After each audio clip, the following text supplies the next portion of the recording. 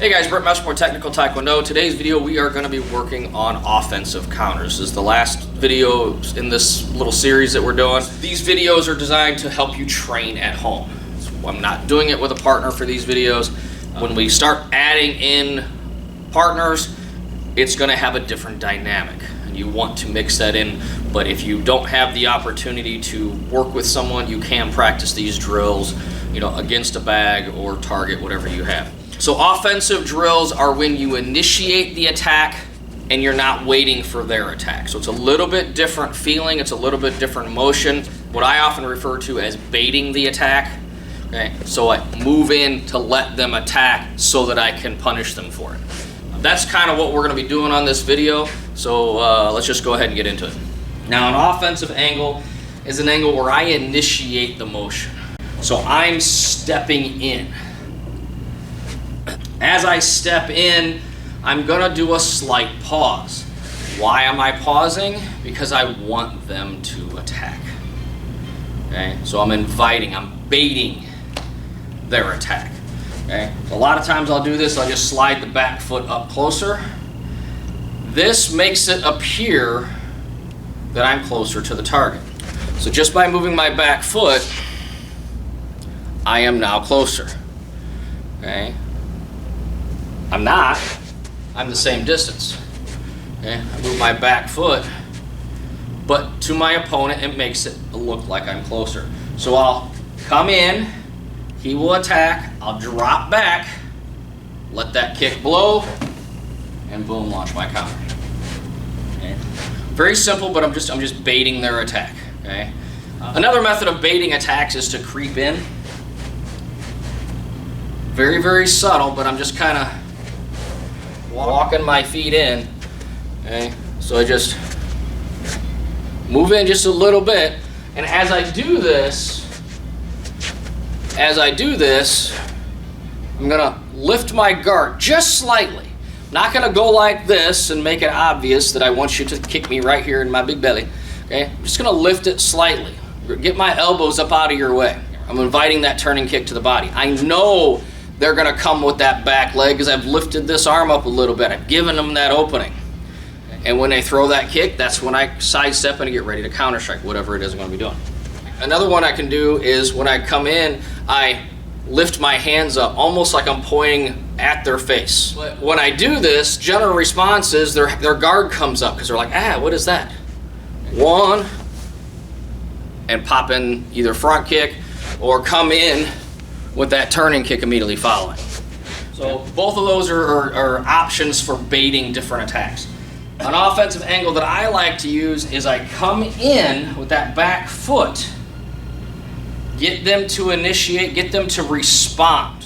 Okay? Again, I'm not in punching range, I'm in kicking range for that turning kick. I know they're going to follow up with either the turning kick or the roundhouse kick to the head, either one. I'm prepared for it because I intentionally stepped into his range and invited him to do so. So I step in, his hip starts to move, and I don't care if he's going body or head because I'm not going to stand here. Okay? So I step into it.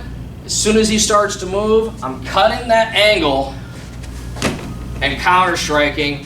And because I initiated the motion, I'm a half a beat ahead. So one, he does two, and I'm hitting him before his foot hits the mat. Okay? So if I'm on the opposite foot, he's got right foot back, I have right foot back, so we are in a closed fighting stance, and I initiate the motion, and he's coming with that right leg to my closed side, I can still pull this off. But if I cut in at a 45, I'm gonna run into his leg. I need to cut a complete 90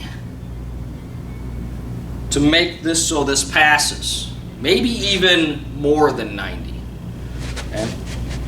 So I step in, cut, and I'm fading away from him. Okay? As that kick passes, I am now out of range. But I can come back in with a hop kick of some sort, whether it's a side kick, a hook kick, roundhouse, whatever. The general rule is to go or move easily in the direction of the toes. This is against the grain. The toes are coming this way. In order to avoid that kick against the grain, I need to cut a harder angle. So I need to cut more of a 90 or a little bit beyond. And that puts me slightly out of range. I'll have to do a longer kick in order to counter. As I'm going to step, he starts his motion, and I'm going to skip past him and throw a lead leg kick almost standing behind him. What this does is when the person's attacking is they're coming in, they throw their turning kick or whatever, you're skipping past them, and it takes them just a quarter second to figure out where you went. And that quarter second's when you hit them. Okay. So again, out of range, I step in, he initiates his attack, I skip through and counter on the way through. And again, depending on what's open, I can go body or head. This one is pretty much always going to be either a turning kick or a roundhouse kick. So variation on some of these ones that we've done. Advancing in, step, step back, and counter. Okay. Well, again, I can lunge in, I can hop in, however I end up inviting his attack. Okay. I can bring the back foot up, I can hop in, I can creep in, whatever I want to do to get into range. Okay. But once I do, it's a 1-2 step. He comes in 1-2, but my second step is a 90-degree turn. Again, loading up the spring for the counter. Okay. Once you accelerate this, it's almost a jump to this position. I don't know why I said almost. It is a jump to this position. 1-2.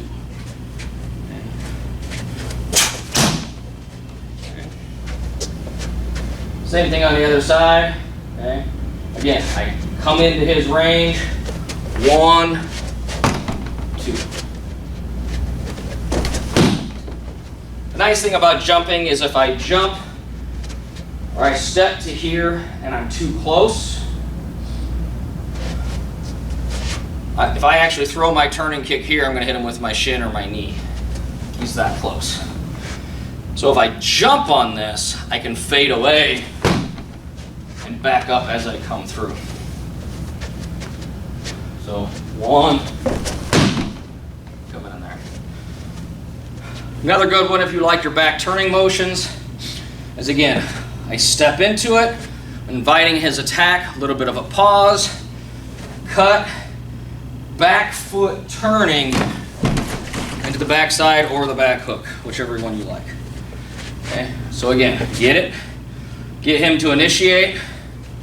1, 2, turning that left heel right at the target and driving straight through on that off angle.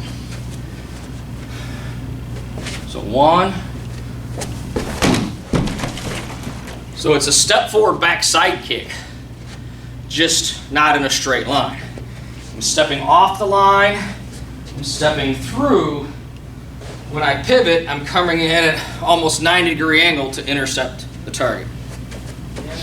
Same thing, 1, 2, and 3.